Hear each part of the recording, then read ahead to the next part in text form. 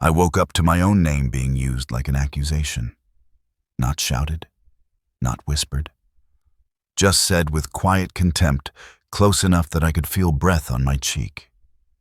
The hospital room was dim, the air thick with disinfectant, and the steady mechanical beeping beside my bed the only proof my body was still holding itself together.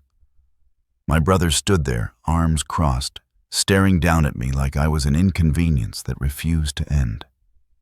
"You always do this?" he said flatly. Fake being sick. Even now.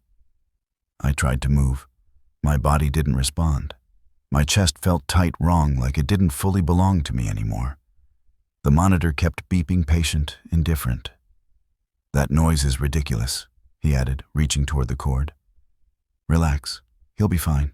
My mother didn't stop him. She didn't even look alarmed. She just sighed like she was tired of the scene. The beeping stopped. The silence that followed wasn't peaceful. It was heavy. Final. And in that moment, half aware and completely powerless, one thought cut through everything else.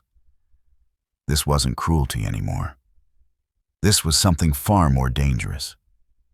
Before I tell you who was standing there and what happened next, take a moment to like and subscribe, but only if this story resonates with you. Let me know in the comments where you're watching from and what time it is there. I truly enjoy connecting with you. Now let me take you back to where everything began. My name is Nathan J. Brooks. I'm 32 years old, and until the night of the accident, I believed I understood my place in my family. I was the quieter one, the fragile one, the son who was always recovering from something according to my brother. I had learned early that survival in our house didn't come from being loud. It came from staying out of the way. The crash itself arrived without drama. One second I was driving home from work, thinking about nothing important. The next there was the sound of metal collapsing inward, glass scattering like rain, and a violent pull that twisted the world sideways. I remember a stranger's voice, telling me not to move. I remember red and blue lights blurring together. Then nothing at all. When I woke up in the hospital, my body felt wrong in a way that's hard to explain. Not just pain, though there was plenty of that, but a heaviness, like gravity, had been turned up inside my bones. My ribs ached when I breathed. My arm was immobilized in a sling, my leg was braced and useless. I couldn't tell if it was night or morning. The lights above me hummed softly indifferent to my confusion. I realized pretty quickly I wasn't alone. My brother Eric stood near the foot of the bed, scanning the room like he was evaluating damage. Not worried, not relieved, just assessing. My mother sat by the window, scrolling through her phone, her face tight with irritation rather than concern. Neither of them asked how I felt. No one touched me. That part wasn't new. Growing up, Eric was the solid one, athletic, loud, certain, the kind of person teachers trusted and relatives praised. I was the opposite. I got sick more often, missed school sometimes, needed rest.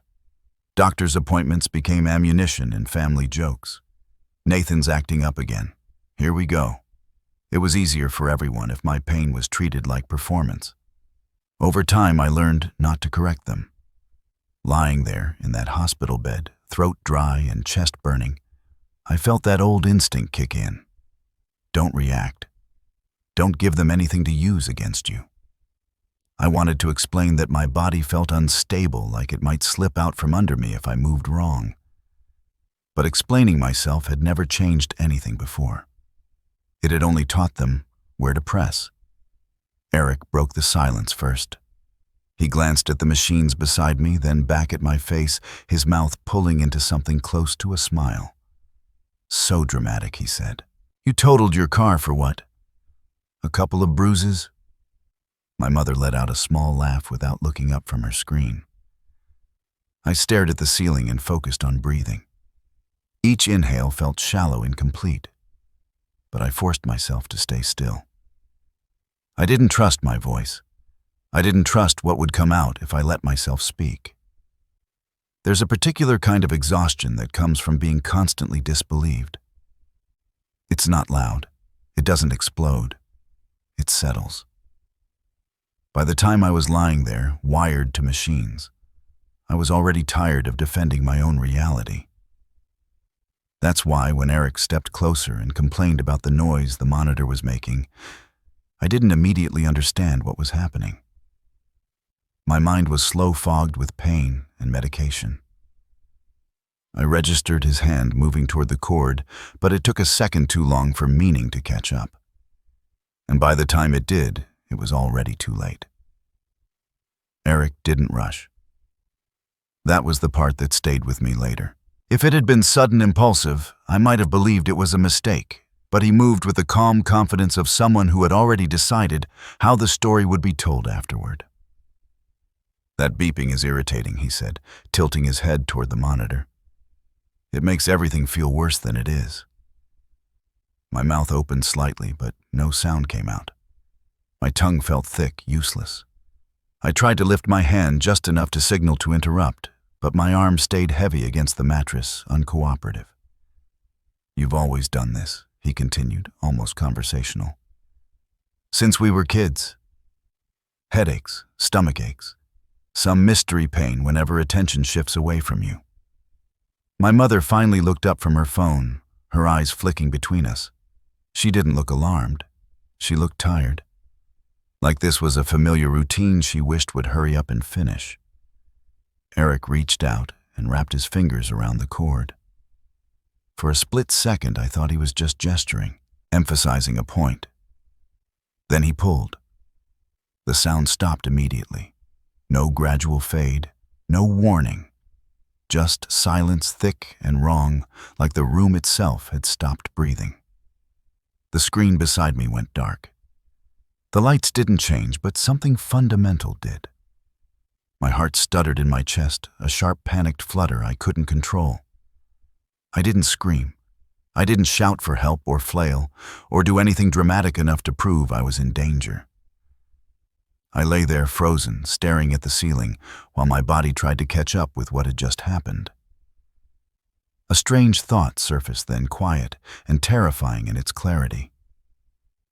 Maybe this is how people break.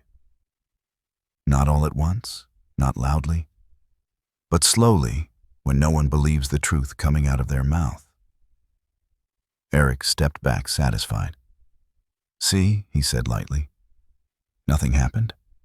My mother sighed. "You're making a scene again," she muttered, already returning to her phone. I wanted to tell them my chest felt wrong, that the pressure building behind my ribs wasn't imagined. That fear was flooding my body faster than pain ever could. But I had spent too many years explaining myself to people who had already decided I was exaggerating. So I stayed silent. What none of us realized was that the door to my room hadn't fully closed. The nurse stepped in without hesitation. She didn't gasp or raise her voice. Her face remained calm, professional, but her eyes sharpened instantly as they moved from the dark screen to Eric's hand, still hovering too close to the disconnected cord. "You're not leaving," she said evenly. "I've already called security. And the police." The room shifted.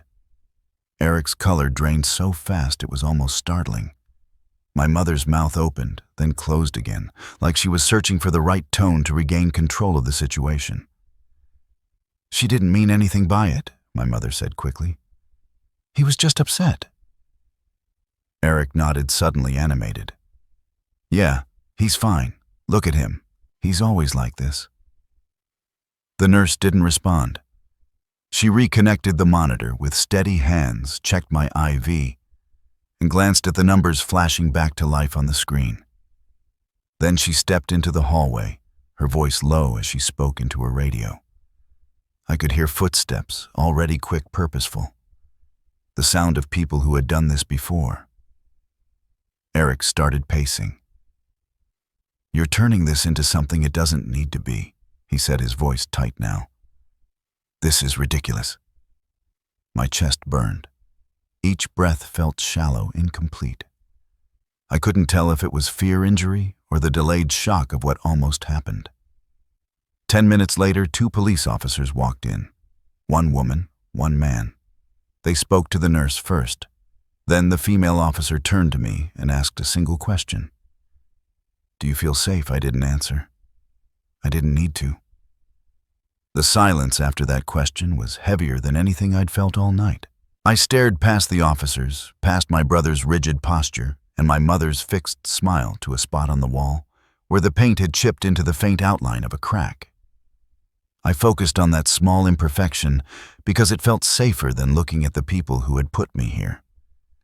My chest rose and fell in shallow, uneven rhythms. I still couldn't trust my voice, and for the first time I understood that I didn't have to. "That's enough," the female officer said quietly. The shift in the room was immediate. Eric opened his mouth, already assembling the version of events he'd probably rehearsed his whole life, confident, dismissive, just reasonable enough to sound believable. My mother stepped in quickly, her tone softening, practiced. "This is a misunderstanding," she said. "He's been under a lot of stress. We all have." No one responded to her. The male officer moved closer to Eric, his body language calm but unmistakably firm. He explained in measured terms that interfering with medical equipment was a serious offense, that what had happened could not be dismissed as a joke or a misunderstanding. That intent would be determined later, but action had already crossed a line. Eric's confidence faltered. He laughed once, sharp and hollow. "Come on. You're acting like I tried to kill him." No one laughed back. Security arrived next. They stood quietly near the door, not touching anyone, yet just existing as a boundary that hadn't been there before. I watched as my brother's posture changed, shoulders tightening, jaw clenching like an animal, realizing the enclosure was real. My mother tried again. "He's always been sensitive," she said, gesturing toward me. "You don't understand our family." The female officer finally looked at her, not with anger, with something closer to fatigue. "I understand enough," she said. They asked Eric to step into the hallway. He protested at first, insisting on explanations, demanding to know who had called them. When he realized none of that mattered, he went quiet. My mother followed, still talking, still trying to control the narrative as she was escorted out.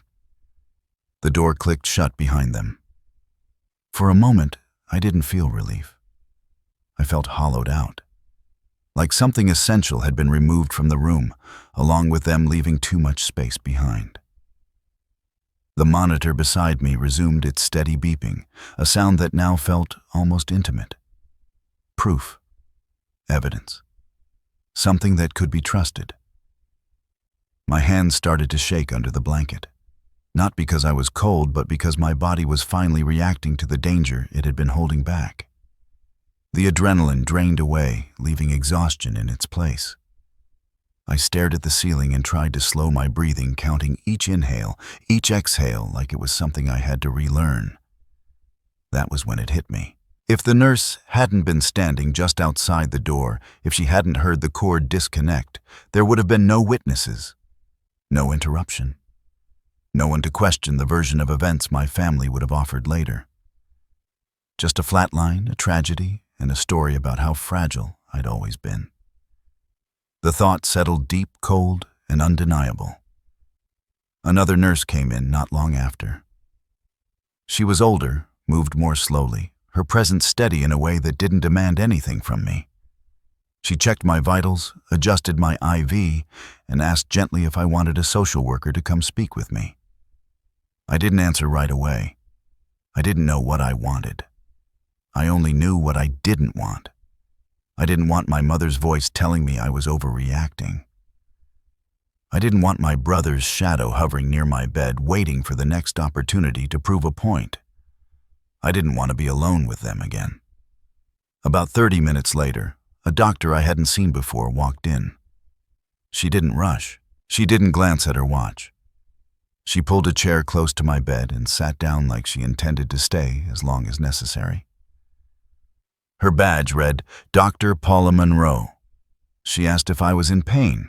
I said I was fine. Not because it was true, but because it was the easiest answer to give when you're too tired to unpack the truth. She studied my face for a moment, then nodded slowly. "I want to talk to you about what happened earlier," she said. And in the way she said it, calm, deliberate, I understood that this wasn't just about the cord. This was about everything that had led up to it. Dr. Monroe didn't open my chart right away. She didn't start with numbers or scans or the careful language doctors use when they're trying not to alarm you. She folded her hands in her lap and looked at me directly the way people do when they're about to say something that matters. What happened with the monitor, she said, was not an isolated incident. I felt something tighten in my stomach. Not fear exactly. Recognition. She explained that while I'd been unconscious earlier that night, my brother had tried more than once to access my medical records. The first time he claimed he was my primary emergency contact and needed updates. When the nurse on duty denied him, he waited until the shift changed and tried again with someone else. When that didn't work either, he changed his approach. He told staff, "You have a long history of exaggerating symptoms," Dr. Monroe said evenly. He suggested that your pain responses were psychological, that your medication might be unnecessary.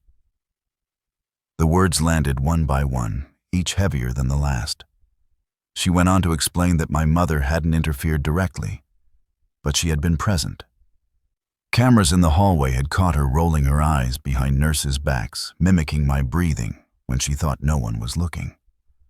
Small gestures, easy to dismiss on their own, but taken together they painted a picture that was hard to ignore.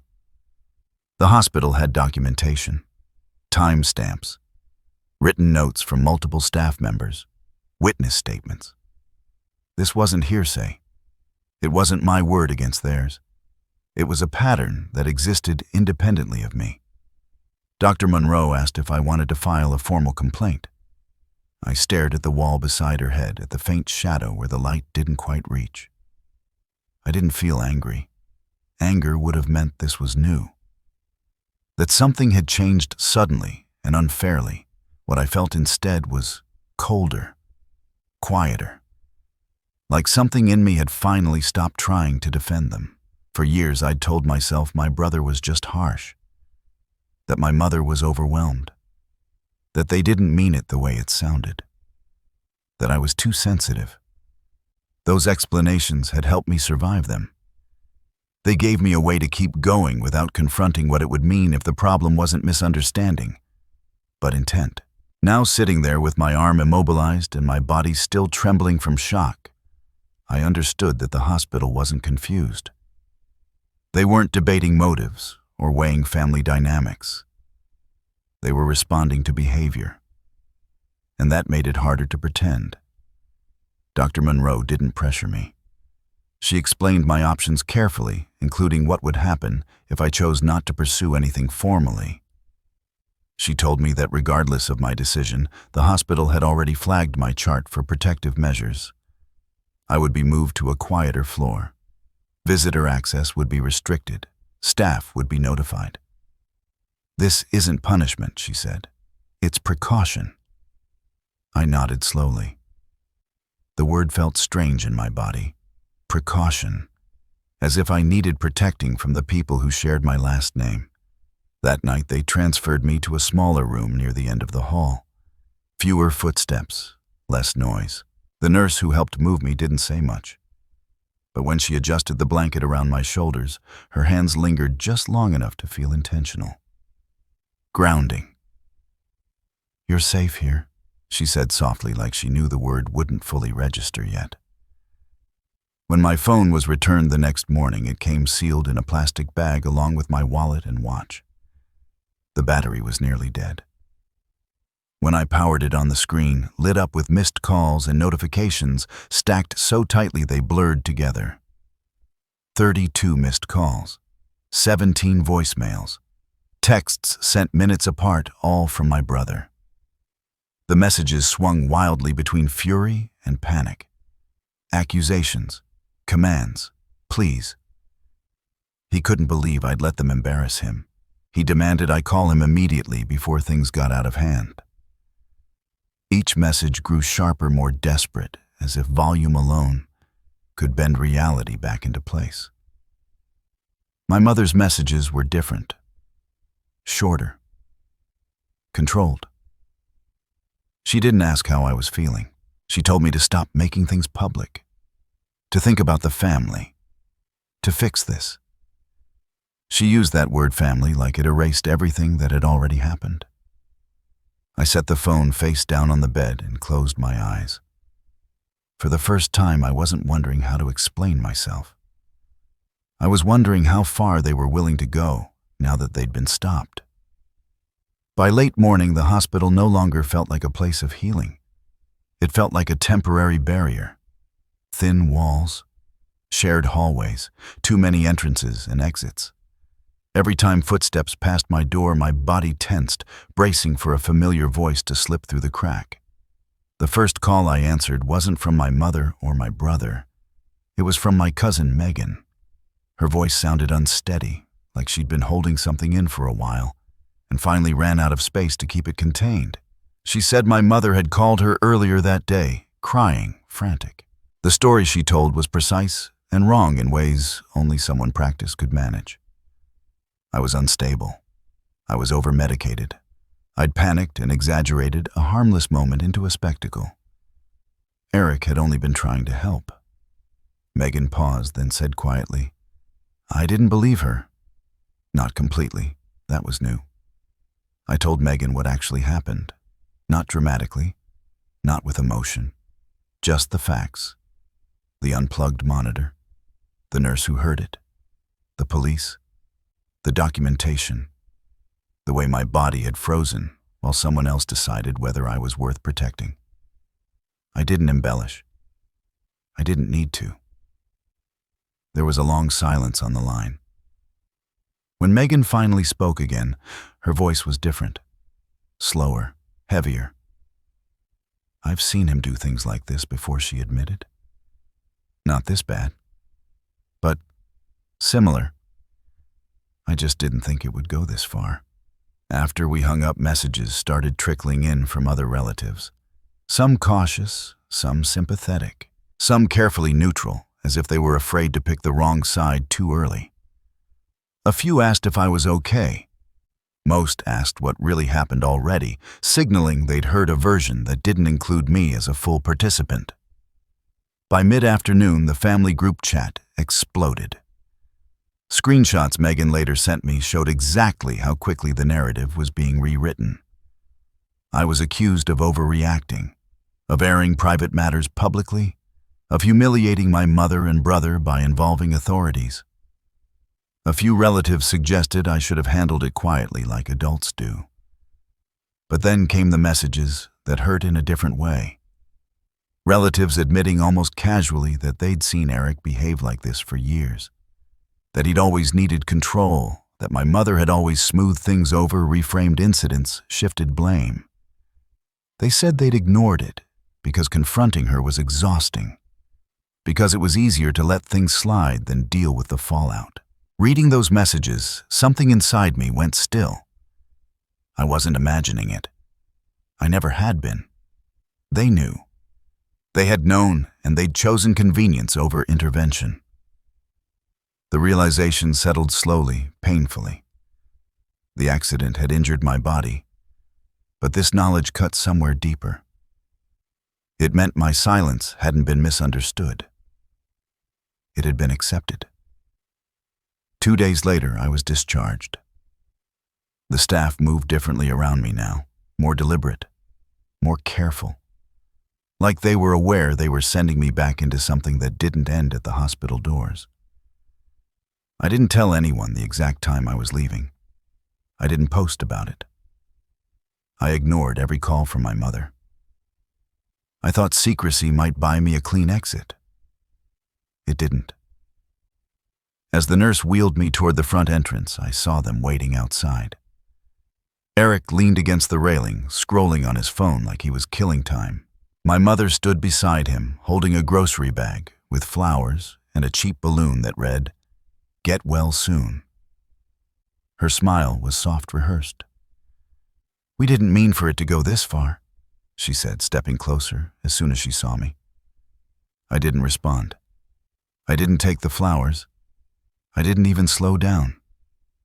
The nurse hesitated for half a second, her hands tightening on the wheelchair handles, waiting for my cue. My mother kept pace anyway, walking beside us, her voice lowering into that familiar tone meant to sound reasonable. You're making a private issue public, she said. You're punishing us for one misunderstanding. Eric smirked, already bored, like this part of the story would be funny later. I felt something shift in my chest, not pain, not fear. Certainty. The hospital had only been the beginning.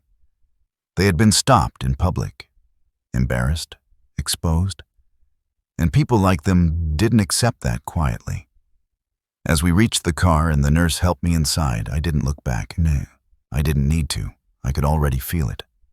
They weren't done. The moment I got home, I knew the silence wouldn't last. My apartment looked exactly the same as I'd left it. Shoes by the doormail stacked on the counter, the faint smell of laundry detergent still hanging in the air. But my body didn't register it as safe. I moved slowly from room to room, checking locks, closing curtains, turning on lights, even though it was still daylight. I told myself it was caution. Experience had taught me better than to call it paranoia. I didn't unpack. My suitcase stayed by the door like a warning I wasn't ready to ignore. The first sign came less than an hour later in the form of a voicemail from my landlord. His voice was casual at first, apologetic even. He said someone had called earlier asking about updates to my lease agreement. He hadn't thought much of it until the woman on the line started pushing for a copy of my apartment key. She said she was your sister, he added. When I asked for ID verification, she hung up. I didn't have to ask which sister. I didn't have one. I sat on the edge of my bed long after the voicemail ended, the phone heavy in my hand. The hospital already felt unreal, like something that had happened to another version of me. But the call about my key snapped me back into focus. They weren't finished. They were just changing tactics. The next call I made was to my bank, then another bank, then the small credit union I barely used anymore, the one I'd opened years ago when my mother had surgery, and I'd set up a shared account to help cover her medical expenses. Back then it had felt practical, responsible, a way to be useful without asking for anything in return. Now it felt like a trap I'd forgotten I'd built. When I logged in and saw the balance, my stomach dropped. The account held just over $800. The last time I'd checked a few months earlier, it had been well over $10,000. I refreshed the page once, then again, as if the numbers might correct themselves. They didn't. There were withdrawals and transfers spaced just far enough apart to avoid triggering alerts. 3,000 here, 3,000 there. Clean, legal, intentional. I didn't call my mother to ask why. I already knew the answer I'd get. Instead, I closed the account immediately and started pulling my name off everything I could remember. Credit cards, utility authorizations, old permissions I hadn't thought about in years. Each click felt like cutting a wire that had been draining me quietly for a long time. That afternoon, I ordered security cameras. One for the front porch, one for the side entrance, one inside the living room facing the door. I hated the way it made me feel small, defensive, like I was admitting something I didn't want to believe. But I hated the alternative more. I didn't want to become the person people later said should have seen it coming. The technician arrived the next morning. He was polite, efficient, asking if I'd had break-ins before. I told him to make sure everything uploaded to the cloud.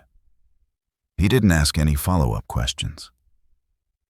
That night I slept for more than 4 hours for the first time since the accident. The kind of deep, heavy sleep that pulls you under before you realize you're going. I forgot where I was, forgot what had happened. The sound brought me back. Not a knock. a dull, solid thud against the door like a shoulder hitting wood. Then another. Then my name. I didn't move.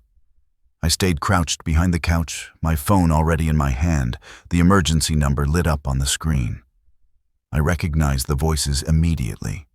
Eric, first loud, sharp, demanding. My mother behind him, calmer, telling me not to make things worse. That we could talk like adults. That I owed them that much. I didn't answer.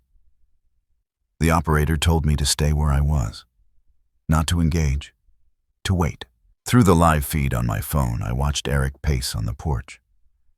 At one point, he bent down and picked up a brick from the edge of the garden bed. He didn't throw it right away.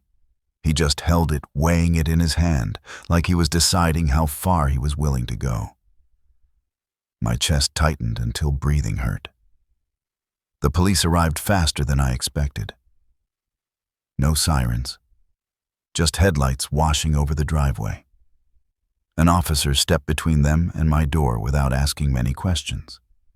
He told them to leave. They backed away, annoyed, performing innocence for the cameras. But they didn't go far. They sat in a car across the street for nearly an hour, watching my apartment like they were waiting for something to change. That was when I made the next call. I called my Uncle Howard. Uncle Howard didn't ask me to slow down when I told him what was happening. He didn't interrupt or try to calm me with half-formed reassurances. He listened the way people do when they already know the situation is serious and are simply waiting for all the facts to arrive. "I'm on my way," he said when I finished. "I'm not coming alone." He and my aunt arrived less than 40 minutes later, overnight bags in the trunk, like this wasn't a discussion, like it had already been decided. My aunt went straight to the kitchen and started filling the kettle, her movements steady, deliberate. My uncle checked the locks without a word, testing each one twice before nodding to himself. They stayed. That night, none of us slept much. My uncle sat in the living room with the lights low, watching the camera feed on his phone. My aunt insisted I take the bedroom. She tucked the blanket around me like I was much younger than 32, then left the door open a crack so I wouldn't feel sealed in. I lay there listening to the house settle, every creak sounding like a warning. Morning didn't bring relief. It brought proof. I walked into the kitchen and stopped cold. One of the cabinet doors hung crooked, barely attached at the hinge. The dishes inside were shattered across the floor, white ceramic splintered into sharp, uneven pieces. The window above the sink was forced open just enough to fit a hand or a tool. Not a break-in.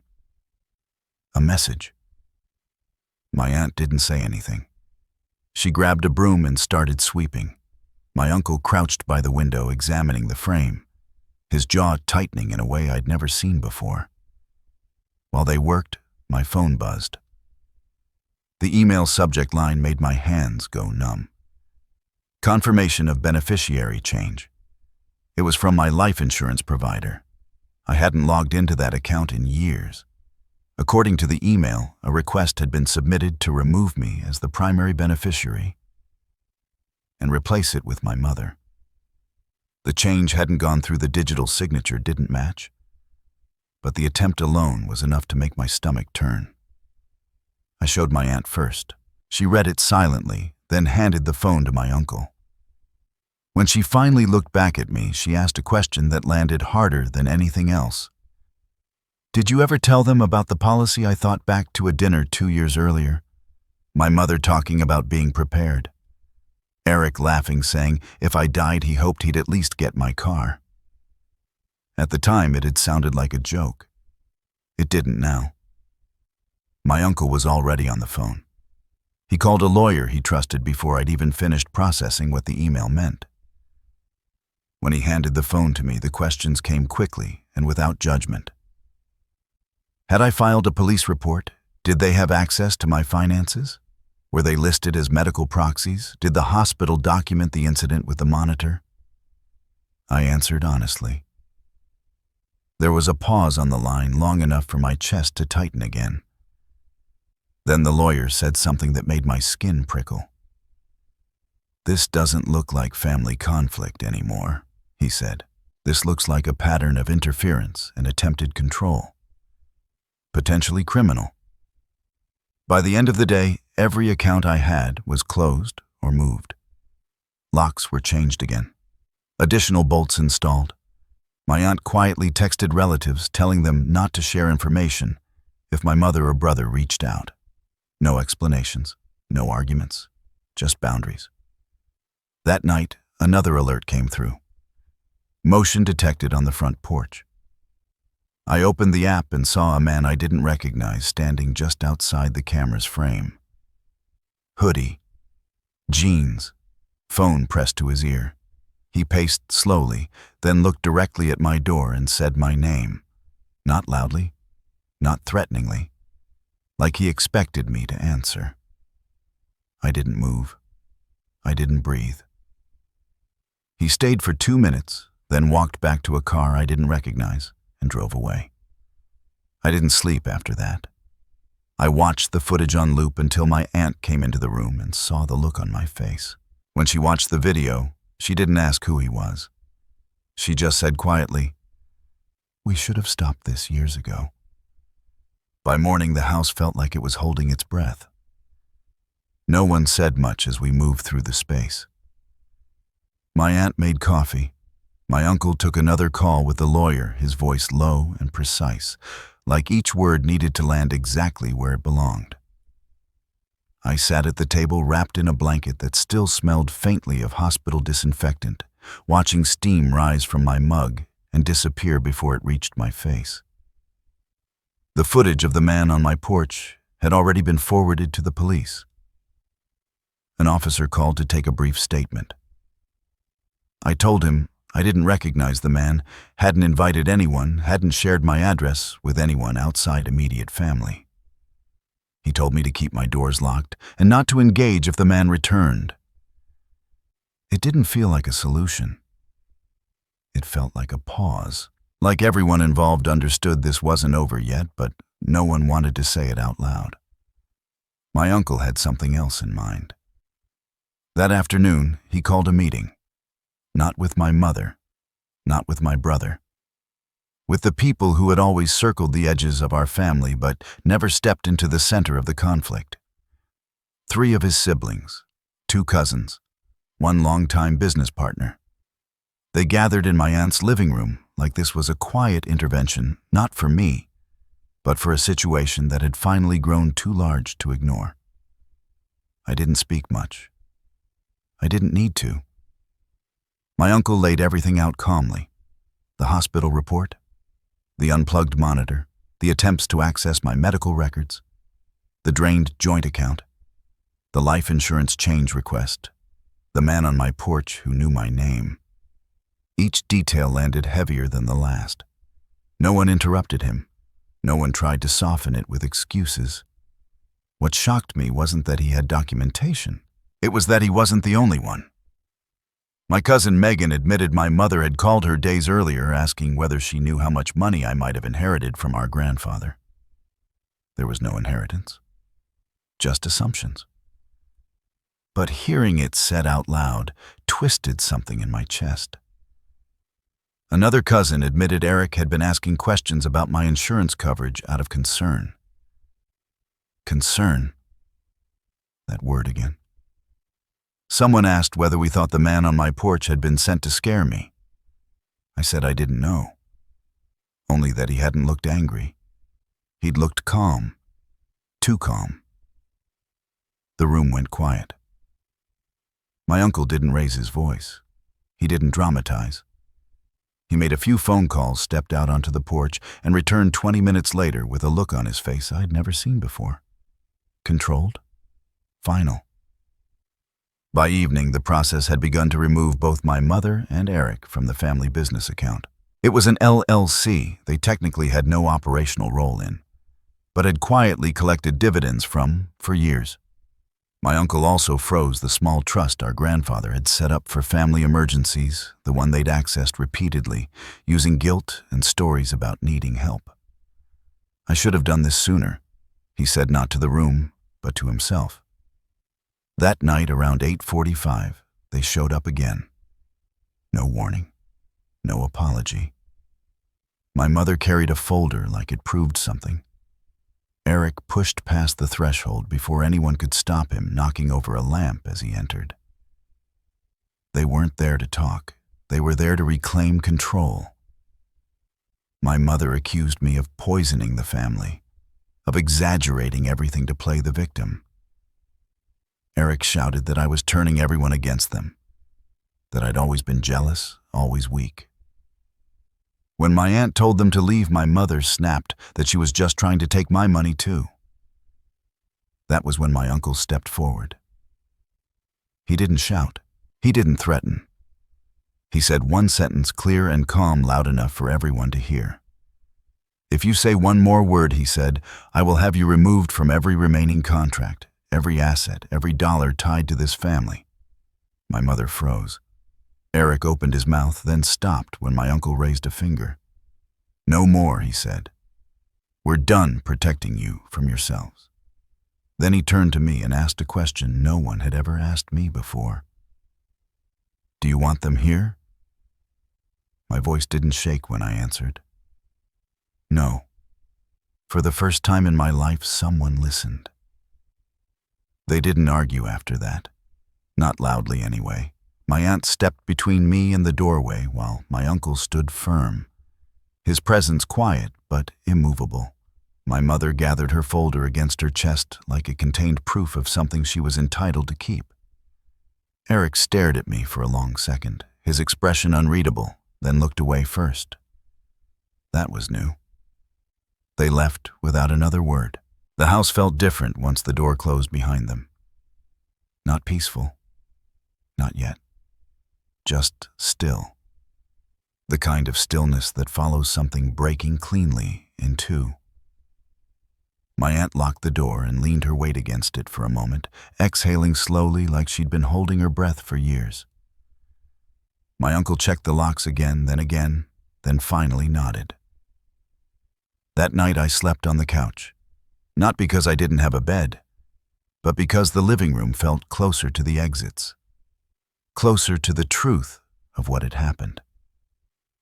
My aunt made tea and sat nearby until my breathing slowed. My uncle stayed up late changing the locks, even though they'd never had keys. I watched shadows move across the ceiling and realized I wasn't waiting for footsteps anymore.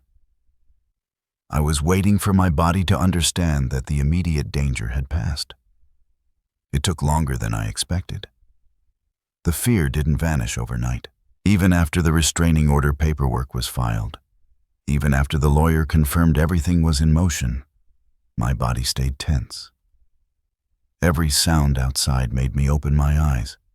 Every vibration of my phone sent a jolt through me before I even checked the screen. Safety, I learned, doesn't arrive all at once. It trickles in, slowly testing whether it's allowed to stay.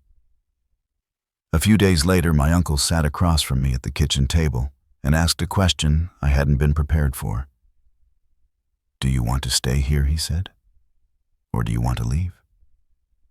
He didn't frame it like advice. He didn't frame it like a challenge. He framed it like a choice. One I was allowed to make without defending it. I thought about the hospital, the monitor, the brick in my brother's hand, the man on my porch who knew my name. Then I thought about silence. Real silence. The kind that doesn't come with dread attached. "I want to leave," I said. We didn't announce it. There was no family message, no explanation. Early one morning, before the sun fully rose, I packed a single suitcase with the things I couldn't replace. Everything else was donated, sold, or left behind. My uncle drove ahead with a rented trailer, holding a few pieces of secondhand furniture we picked up quickly. My aunt followed with blankets, snacks, and a thermos of coffee like this was an ordinary trip. It wasn't.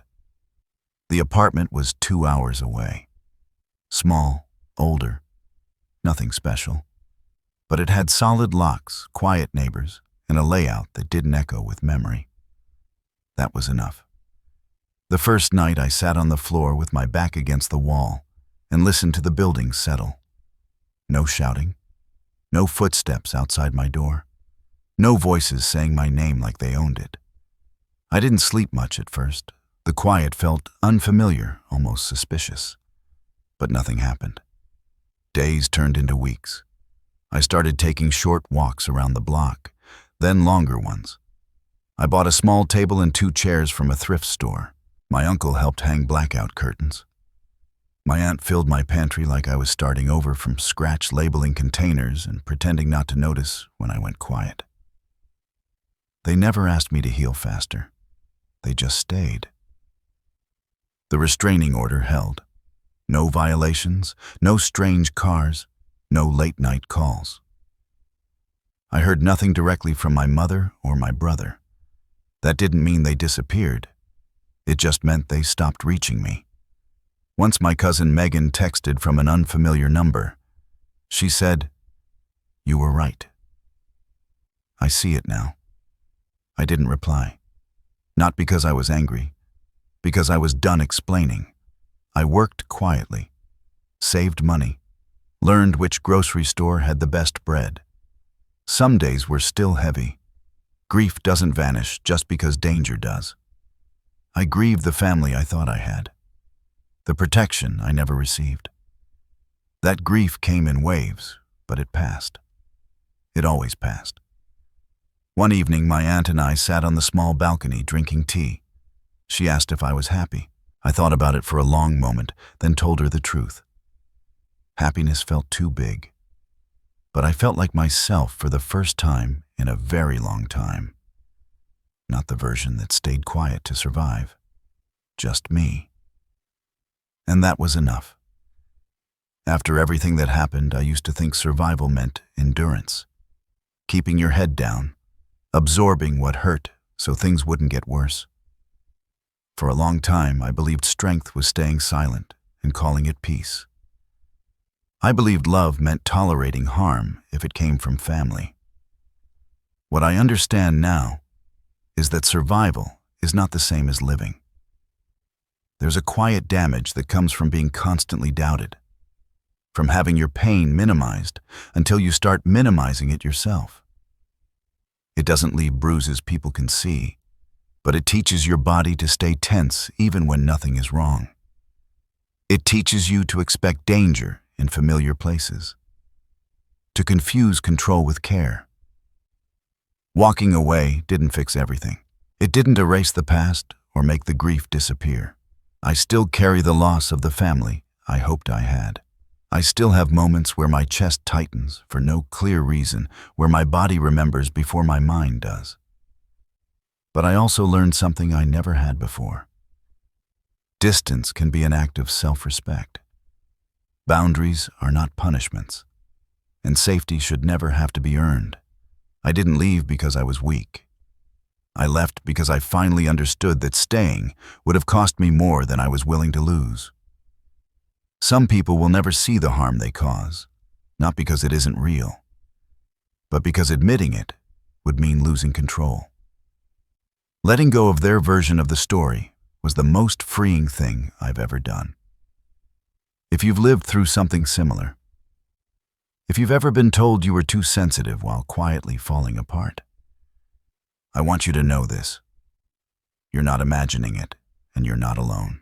If this story resonated with you, I'd really love to hear your thoughts in the comments. Feel free to share where you're watching from and what time it is there. I truly enjoy connecting with you. And if you found meaning here, thank you for liking and subscribing. It genuinely helps more than you know.